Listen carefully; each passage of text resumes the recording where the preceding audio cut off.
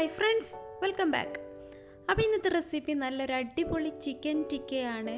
ശരിക്കും നല്ല റെസ്റ്റോറൻറ്റ് സ്റ്റൈലിൽ തന്നെ അതേ ടേസ്റ്റിൽ നമുക്ക് ഓവനൊന്നും ഇല്ലാണ്ട് എങ്ങനെ ചിക്കൻ ടിക്ക ഉണ്ടാക്കിയെടുക്കാമെന്നാണ് ഇന്നത്തെ റെസിപ്പിയിൽ കാണിക്കുന്നത്.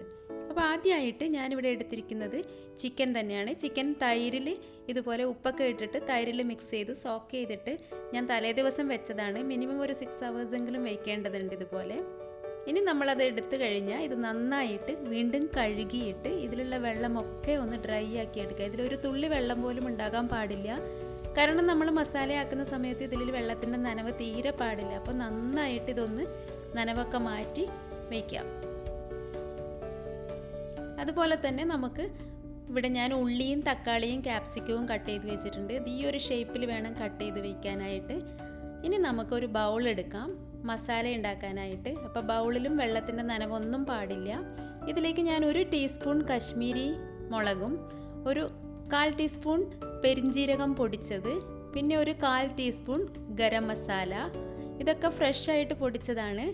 ഇനിയിപ്പോൾ 1 ടീസ്പൂൺ ജിഞ്ചർ ഗാർലിക് പേസ്റ്റും കൂടെ ഇതിലേക്ക് ചേർത്ത് കൊടുക്കാം.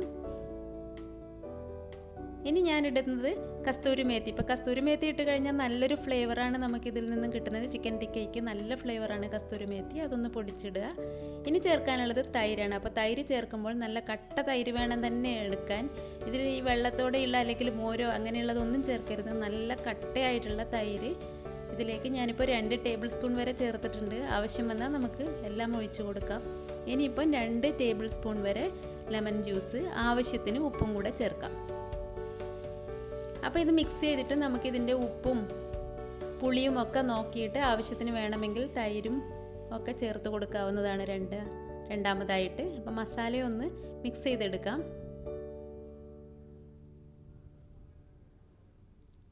അപ്പോൾ ഇത് മിക്സ് ചെയ്ത് കഴിഞ്ഞപ്പോൾ ഇപ്പം ഞാനിപ്പോൾ ആ തൈര് എല്ലാം ഇതിലേക്ക് തന്നെ ചേർത്തിട്ടുണ്ട്. ഇത് വീണ്ടും ഒന്ന് നന്നായി മിക്സ് ചെയ്തു. ഇനി നമുക്ക് നമ്മൾ കഴുകി വെച്ച വൃത്തിയാക്കി വെച്ച ചിക്കൻ പീസസൊക്കെ ഇതിലേക്ക് ഇട്ട് കൊടുക്കാം.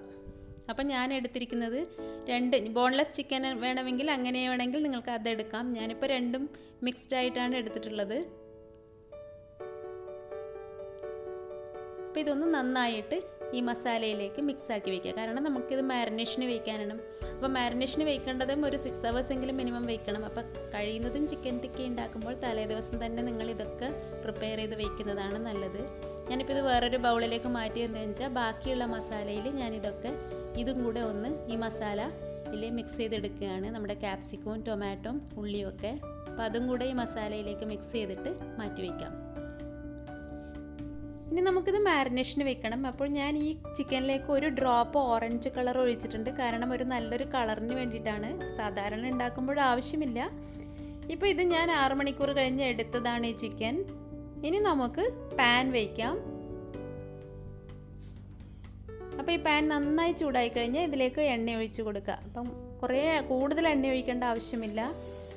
ഇനി നല്ല ചൂടായ എണ്ണയിലേക്ക് നമ്മുടെ ചിക്കൻ പീസസ് ഇട്ട് കൊടുക്കാം.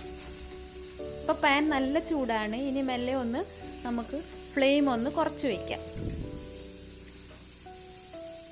അപ്പോൾ സാധാരണ നമ്മൾ ഇത് ഓവനിലാണ് ഉണ്ടാക്കുന്നതാണെങ്കിൽ ആദ്യം തന്നെ സ്ക്യൂവറിൽ അറേഞ്ച് ചെയ്തിട്ടാണ് നമ്മൾ ഗ്രില്ല് ചെയ്യുന്നത്. അപ്പോൾ ഇതിപ്പോൾ പാനിലായത് കാരണം നമുക്കിത് രണ്ടാമത് ചെയ്യാവുന്നതാണ്.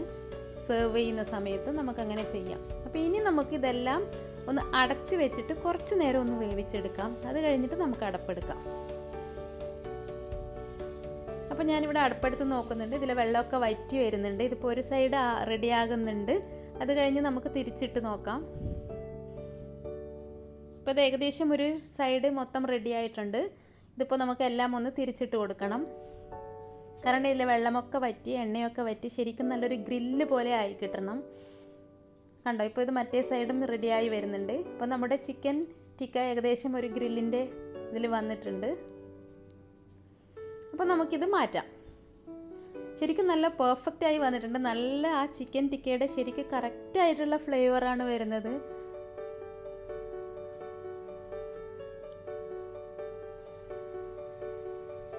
ഇനിയിപ്പോൾ നമുക്ക് ചെയ്യാനുള്ളത്, ഇപ്പോൾ ഈ പാനിൽ തന്നെ നമ്മൾ കട്ട് ചെയ്ത് വെച്ചിട്ടുള്ള ടൊമാറ്റോ, ക്യാപ്സിക്കം, ഒനിയനും ഇതിൽ തന്നെ നമുക്കൊന്ന് ജസ്റ്റ് ഫ്രൈ ചെയ്തെടുക്കാവുന്നതാണ്. അപ്പോൾ ഇതിൽ അധികം എണ്ണ ഒഴിക്കേണ്ട, ഒരു ഡ്രോപ്പ് എണ്ണ ഒഴിച്ച് കൊടുത്താൽ മതിയാകും. ഇതേ പാനിൽ തന്നെ നമുക്ക് അതും കൂടെ ഒന്ന് ഇട്ട് കൊടുക്കാം. ഇത് പെട്ടെന്ന് തന്നെ റെഡിയായി കിട്ടും, ഇതിനധികം ടൈമൊന്നും ആവശ്യമില്ല.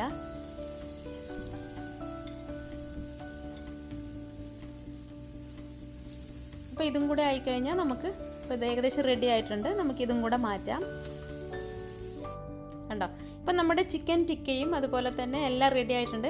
അപ്പം ഞാനിപ്പോൾ എന്താ ചെയ്യാൻ പോകുന്നതെന്ന് വെച്ചാൽ ഇത് ഈ സ്ക്യൂവറിലേക്ക് നമുക്കിതൊന്ന് അറേഞ്ച് ചെയ്തിട്ട് സെർവ് ചെയ്യാം. അപ്പം അങ്ങനെയാണ് ഇപ്പോൾ ഞാനിത് ചെയ്യുന്നത്. കണ്ടോ, ആദ്യം ഞാൻ ഒരു പീസ് ക്യാപ്സിക്കം ഇട്ട് കൊടുത്തു, പിന്നെ ഒരു പീസ് ടൊമാറ്റോ, പിന്നെ ചിക്കനാണ് വെച്ച് കൊടുക്കുന്നത്. ഇതിപ്പോൾ നിങ്ങൾക്ക് ഇഷ്ടമുള്ളത് എങ്ങനെയാണെന്ന് വെച്ചാൽ അതുപോലെ അറേഞ്ച് ചെയ്യാവുന്നതാണ്. അതും ഇതിൽ ഏതെങ്കിലും ഒന്ന് ഇഷ്ടമല്ല എന്നുണ്ടെങ്കിൽ അതിൽ ഒഴിവാക്കാവുന്നതാണ്. അപ്പോൾ ആദ്യം പാനിൽ ചെയ്യുന്നത് കാരണം ഇതുപോലെ അറേഞ്ച് ചെയ്ത് ഗ്രില്ല് ചെയ്ത് കഴിഞ്ഞാൽ നമുക്ക് അത്ര കറക്റ്റായിട്ട് വരാത്ത കാരണമാണ് ഞാൻ ഇതുപോലെ സെർവ് ചെയ്യുന്ന സമയത്ത്, ചിക്കൻ ടിക്ക ആയത് കാരണം ഇതുപോലെ സെർവ് ചെയ്യുന്നതാണ് നല്ലത്. അപ്പോൾ കണ്ടോ, അപ്പോൾ ഇതെല്ലാം ഞാൻ അതുപോലെ അറേഞ്ച് ചെയ്ത് വെച്ചിട്ടുണ്ട്. നമ്മുടെ അടിപൊളി ചിക്കൻ ടിക്ക റെഡി ആയിട്ടുണ്ട്. അപ്പോൾ വീഡിയോ ഇഷ്ടമായിട്ടുണ്ടെങ്കിൽ എല്ലാവരും ഒന്ന് ലൈക്ക് ചെയ്യാനും സബ്സ്ക്രൈബ് ചെയ്യാനും ഷെയർ ചെയ്യാനും അതുപോലെ തന്നെ കമൻറ്റ് ബോക്സിൽ കമൻറ്റ് ഇടാനും മറക്കരുതേ. അപ്പോൾ നമുക്ക് ഇനി അടുത്ത വീഡിയോയിൽ കാണാം. താങ്ക്